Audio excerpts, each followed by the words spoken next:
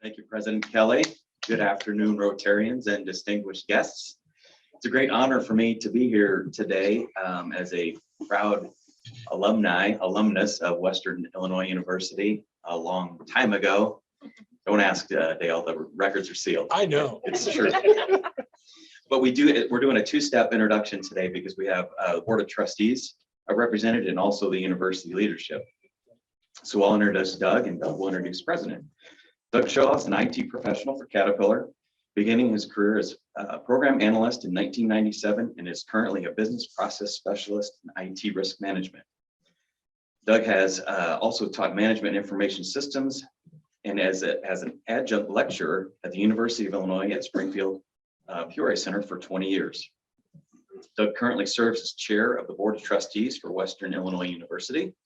He also serves as board president for Solvera Healthcare and is an immediate past president of the Board of Education for Peoria Public Schools. So we'll try to figure the timing out on how that all works, Doug. Doug's also very active with Illinois Central College and the Peoria Chamber of Commerce. Doug received his Master of Arts in Management and Information Systems and a graduate certificate in Business Process Management from the University of Illinois at Springfield. He earned a Bachelor of Science in Computer Science from Western Illinois University. Doug is also a veteran of the United States Army. Please help me welcome Doug to the podium. Doug.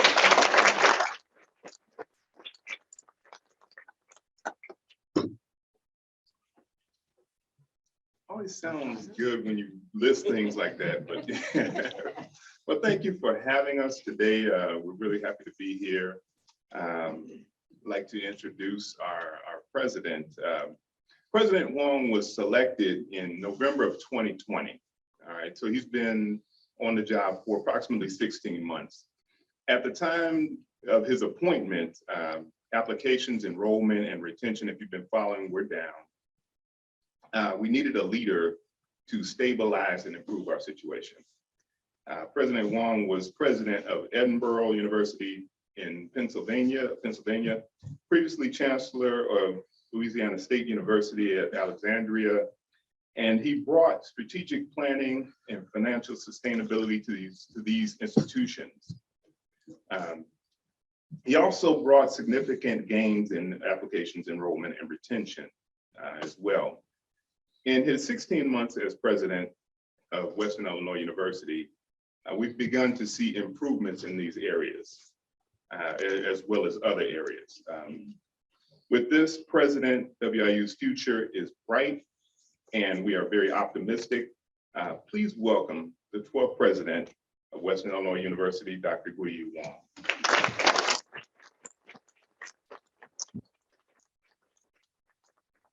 Thank you, Doug.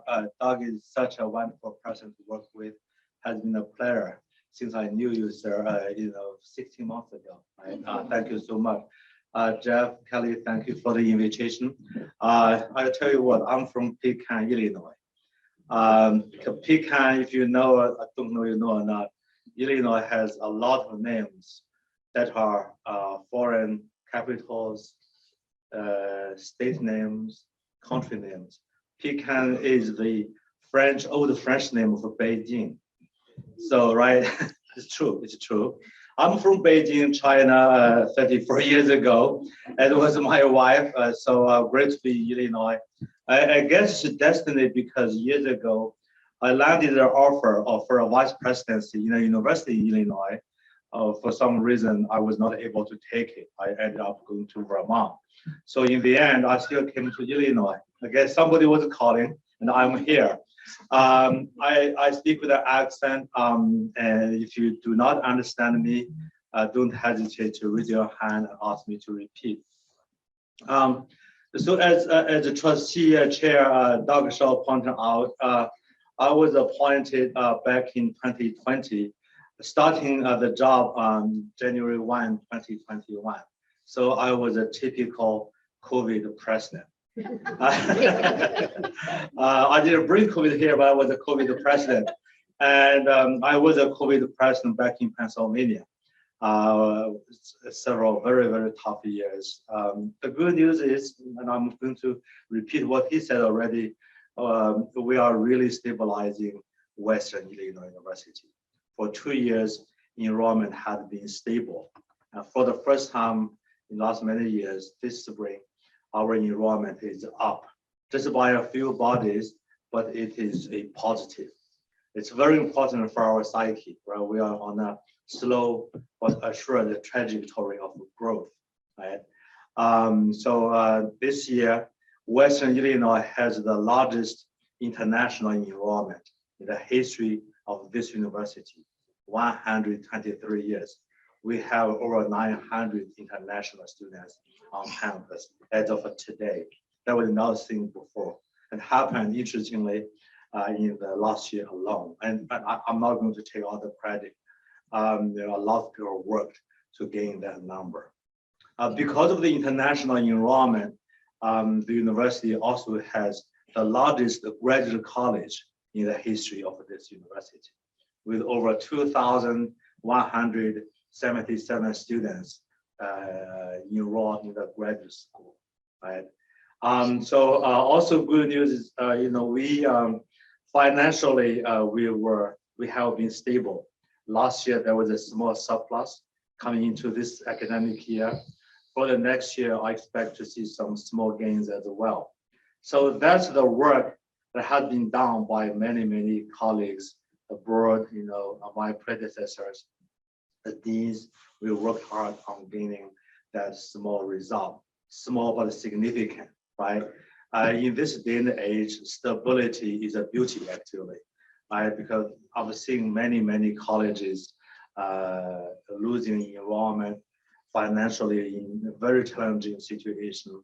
We have been stable, and stable is the new up. Stable is the new up.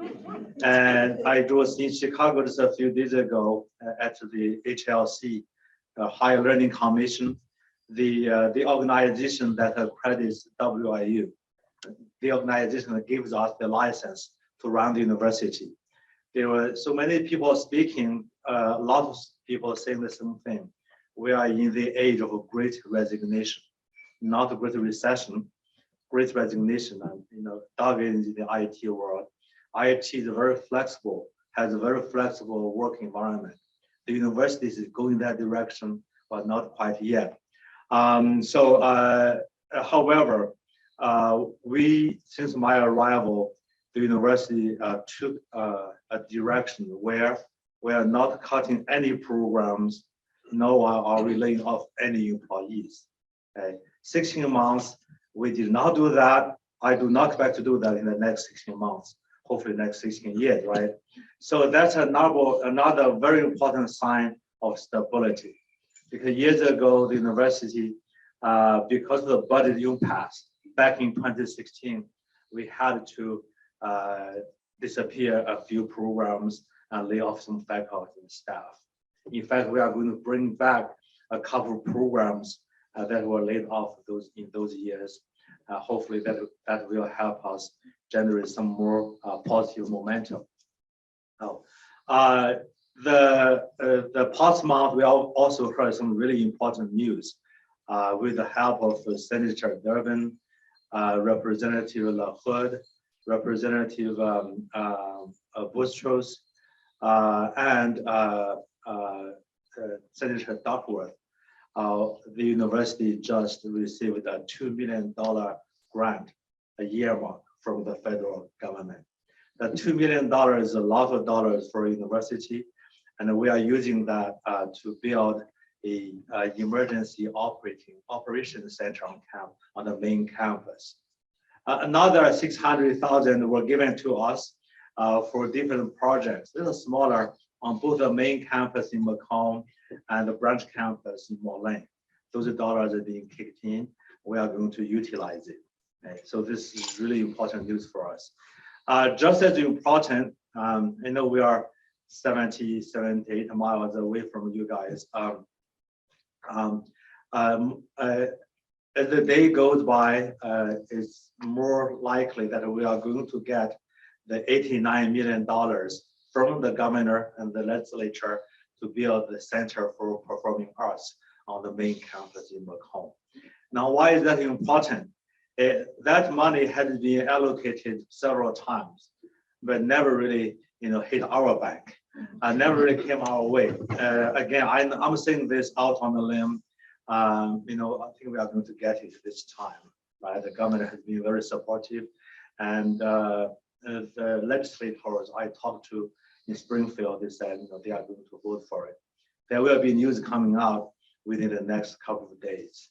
I'm frequently updated on how the higher education allocation is being handled at this point. Okay, so again, when we break the grounds again for the third time, hopefully this time for real, and some of you will come out to see us and celebrate that victory.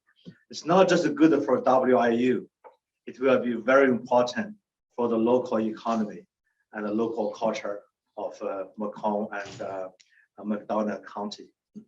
The university has not seen a new building in just about 40 years. It's a long time not to see a new building. I worked for 2 private universities, one in Miami, Florida, one in Central Vermont, right? When you're private, you have a little more control over your own dollars. At the state university, almost all major infrastructure buildings, they have to rely upon state dollars, and that's a challenge. Now, the other good news is the governor several months ago announced a 5% increase for the public 4-year colleges, right? 12 of us. The 5% increase was the governor's proposal. The Illinois Board of Higher Education supported it. All the 12 presidents supported it. There is a likelihood that we'll get that too. But again, I'm saying things in a context, right? And they are still working on it. The bills are changing, you know, amendments, you know, stuff like that. So again, I feel very positive that those dollars will be given to us. When that happens, WIU will be $2.5 million richer. It's good news. However, it's still, we would still be $9 million poorer than we were a decade ago. That's how we look at it. So that tells you how much public higher education has been challenged by the financial woes in the last decade, right? We say we are a public state university. That means a lot of things. That means the state needs to support us. The last couple of years, the state has been very, very consistent in allocating its dollars, but always flat for 3 years. This is the first year you will see some change. And we thank the governor, the legislature for their support. On campus, I hope the trustee chairman will agree. You will see people slowly feel a little more positive. And indeed, because we did well, we made a salary increase happen just a month ago. The board approved my proposal. Now, it's about 2% increase. However, it's not a small university. We have 7,500 students on both campuses and online, and we have just about 1,500 employees, most of whom had not seen a salary increase for 8 to 10 years. That's a long time not to see salary increase. So a lot of people feel happy about getting an increase. If indeed the legislature votes on the governor's proposal that would materialize in the $2.5 million increase, then we can do more things, strengthen programs, do more hires, strengthen operations, do some repair and renovation on campus. All of those things are important. The university is 123 years old. Some buildings look tired, fatigued. Some people are graduates. Thank you. So you will see those things need to be attended to. A little bit about myself, so you know why I'm saying certain things. And Doug already mentioned a couple of things. I came from China almost 34 years ago. When I left Beijing, I was at the Beijing University. It's China, arguably China's best university, right? Very highly ranked. And the entire university, only one faculty member had a car. The entire university, he was in the same teaching office that I was in English. So that was 1989. A big university, one faculty member has his own car, nobody else did. Today, if you go to Beijing, you can't move around because so many cars in the streets on the road. And in those years, China changed completely, politically, culturally, economically, and even in higher education. What happened? My reason is this: when Deng Xiaoping was in power, he said, China it needs to be wealthier and stronger by doing two things: strengthen education and technology or science. You know, it's a little ambiguity there. I said the four words that changed China. Indeed, the government at the central government level, provincial, and the cities, they started to pour billions of dollars into education. The teachers are pretty well paid. Will never be enough. The professors really are in a good place. They used to be not the case. Now, so coming to College Station, Texas, to do my doctoral degree, I felt then I was very young, no gray hair, in my mid-20s, right, full of dreams, idealism, all the romanticism and the optimism, you are young, that's how you think when you are young. Nothing is impossible. When you are at this age, well, let me think about it. But we are faced with a teacher shortage, a nurse shortage, and and we need this country, including Illinois, also needs an infrastructure makeover, right? The roads, schools, churches, banks, you name them. I think we are on the right track. We are doing better. I'm feeling better. COVID has to be behind us. I told people when I used to teach literature, I taught the world literature, teaching books like Decameron, Story Told in 10 Days, Canterbury Tales that happened in England. Guess what? Both books were describing pandemics. I was teaching them just like a joke almost, right? People were avoiding a plague, running away from their village or city, get stranded somewhere, they start to tell stories. Now we are living it. I never dreamed about this, right? You come to the best country in the world, same thing seems to be okay. Suddenly, a monstrous thing happened like a pandemic. Everybody's locked down. It does a lot of damage on the psyche of adults, children, newborn, and people near the end of their lives, right? I do believe this is getting behind us. I hope to see more brightness, more clarity around the mail drone. I'm not speaking as a doctor, just as a human being that is looking at history. And WIU is slowly getting out of masks. We did well during COVID-19. I don't think there was any death that I'm not aware of. Few hospitalizations, not many at all this spring. So I feel very optimistic. Next year, I'll expect a good year. Enrollment is still unpredictable. At least we will be flat, if not a little up. We are going to have another large international class. We are going to. So I hope you will come to see us.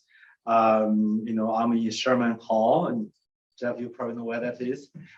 You'll be welcome to swing by my office, and you can get a tea, coffee, or lunch. And I like to cook sometimes. So I think I said a few things. I give people the time to ask questions. Right? So thank you for the opportunity. I'm very thrilled that you let me talk. I was a Rotarian in both Pennsylvania and Louisiana for many years. So good to be back in this environment.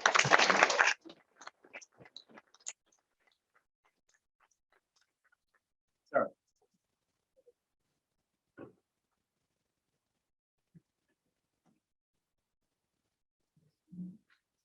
At Illinois Central College, we would like all our local high school seniors to come to our college. At Western, you would like all our high school seniors to go to your university. Right. Are we in competition, or how do you see the relationship between Western Illinois and community colleges. I don't see a lot of competition there because, yeah, you want, okay, that's better. And a good question. I do not see a lot of competition.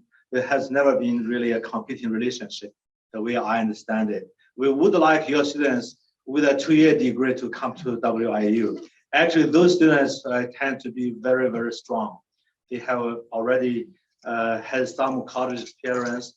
They are going to a 4-year because they have been successful at the 2-year level, right? Students, I work with a lot of community colleges in South Florida, in Pennsylvania.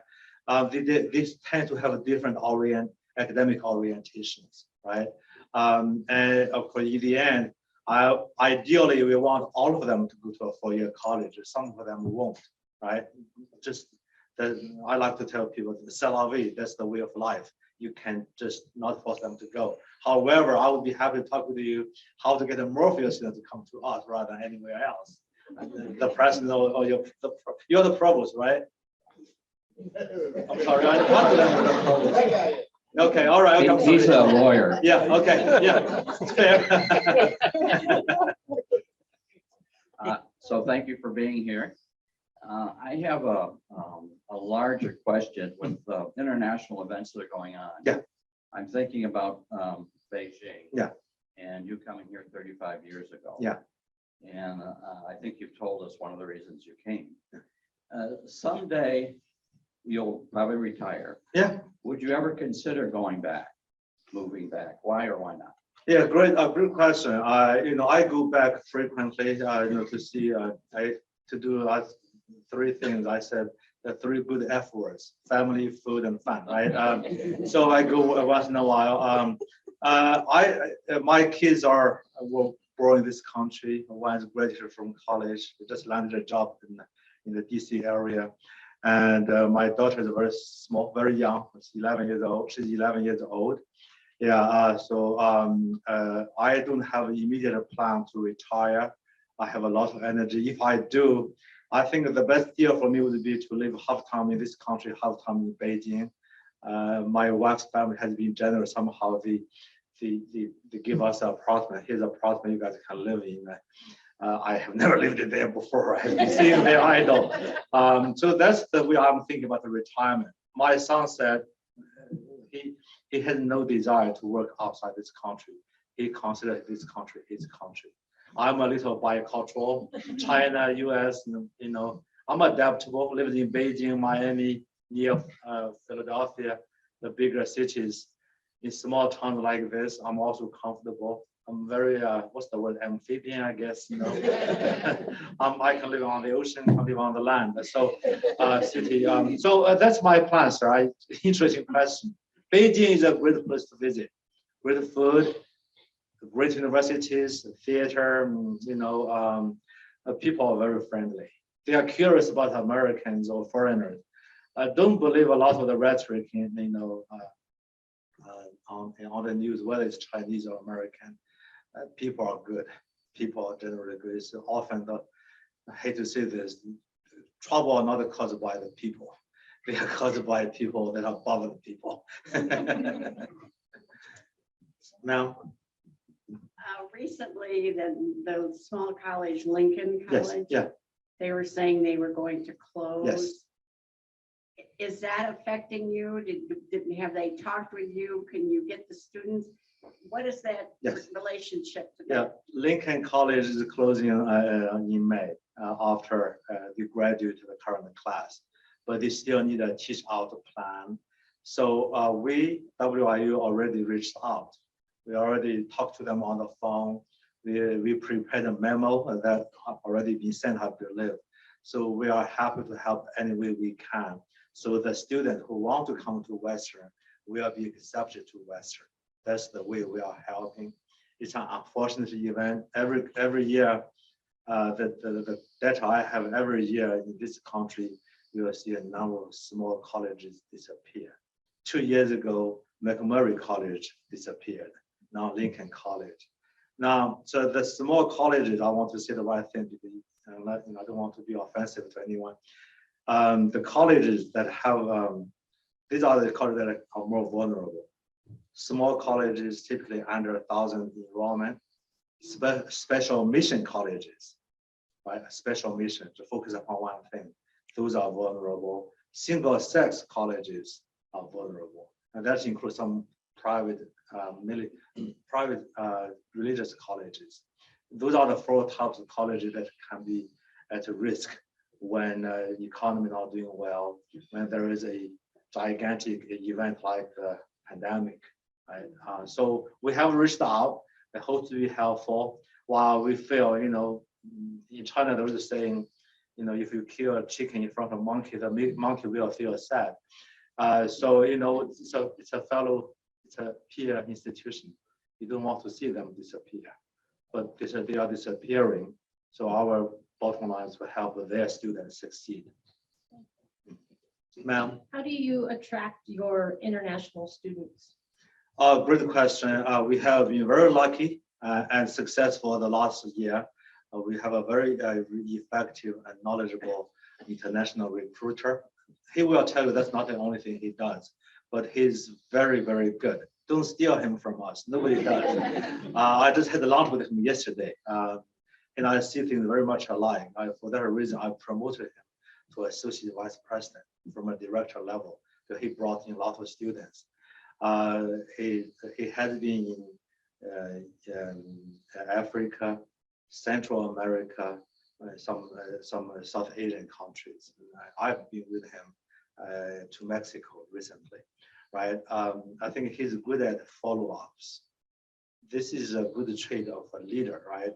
You talk about things, you want to do them, and you follow up, right? So that's the reason I think we have been very successful, more than many other colleges I'm familiar with. And I have worked at many, a couple of them in China, 6 or 7 in this country.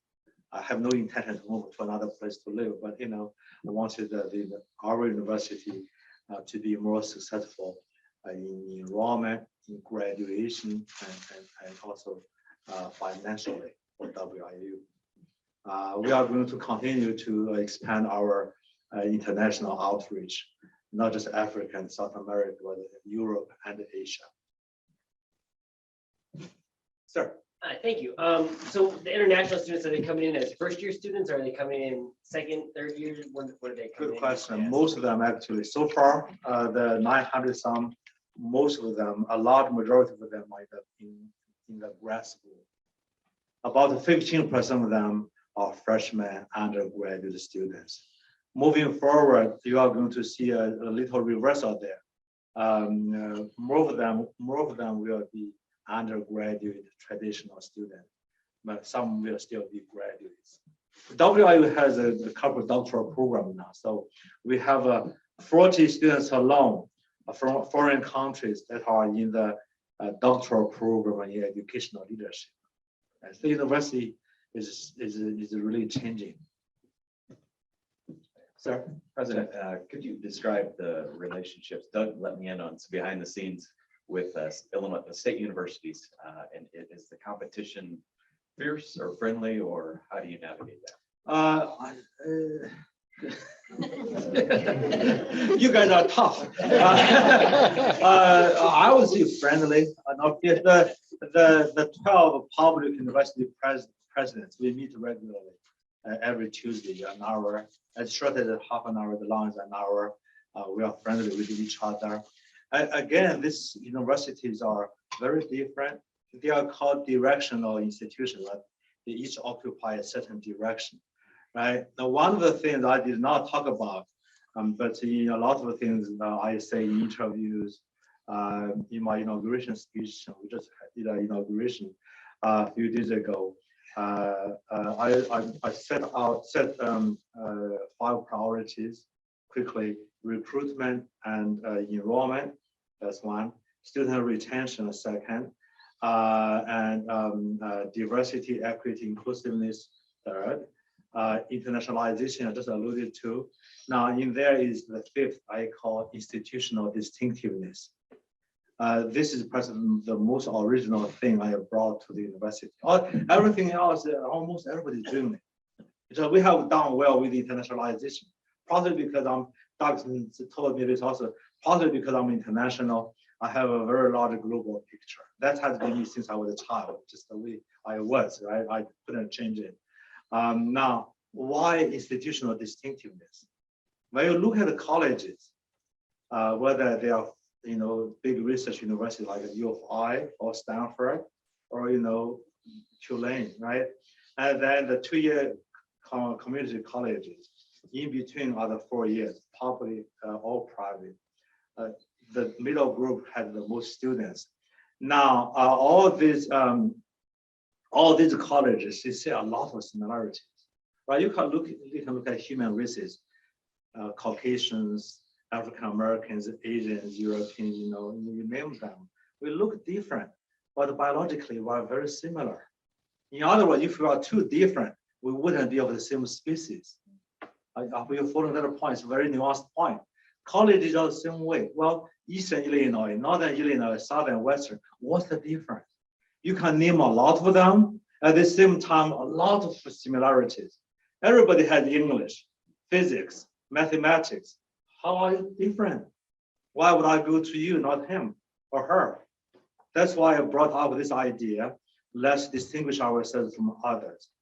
We are naming some really good program, law enforcement, agriculture, supply chain management, art, music, nursing, education, non-cybersecurity. Doug has been with Doug and I talk every now and then. We are going to make this program really outstanding, right? So when people think about Western, those are the things that will pop up immediately. I'll go to Western because no other place is better than them, right? So we have a document that lays out these issues. I'm acting on it by allocating more resources to the programs. On the other hand, I also want to make a student service more distinctive. Everybody said, well, we are serving our students. In what ways are we serving them better? So they feel they are really welcome, they can succeed here, right? I said I like cooking and like food. I use a restaurant metaphor. If you go to a restaurant, these are the things I look at. Is the food good? By my standard, right? If you don't like fish, you don't go there. Second, is the service good, right? Third, is the ambience clean? Is it clean? If all three conditions exist, I'll go back over and over again. Two of them exist, I may still go back. Only one, I'm sorry, I'm not going back. Right? We all had bad experience in a restaurant. The same is true for university, right? Building needs to be nice. I was on the campus of the Emory University in Atlanta. My son was admitted there too. He said, well, great building, I'm not coming here because he gives his reasons. The campus needs to be beautified, right? Service needs to be superb. Program needs to be, in demand for the students, right? Those are the things I look at. So we become very distinguished in the way we serve our students. And then the infrastructure, the physical plan, how is it different from any other university in this country? I came from Beijing. I went to Beijing University. If you go there, if you go to Beijing University, and you go in, you think it's literally a beautiful park. There's a big lake. There's an American-built tower called the Nameless Tower. Yeah, I know it's called Nameless, right? Because you go in the university, you are nameless. When you graduate, you become successful. You have a name. Then there's mountains on campus, artificial mountains. They are truly beautiful. I know I'm studying at university. If your son or children want to go there, ask me for a recommendation, right? Other questions? Okay, great. Thank you so much.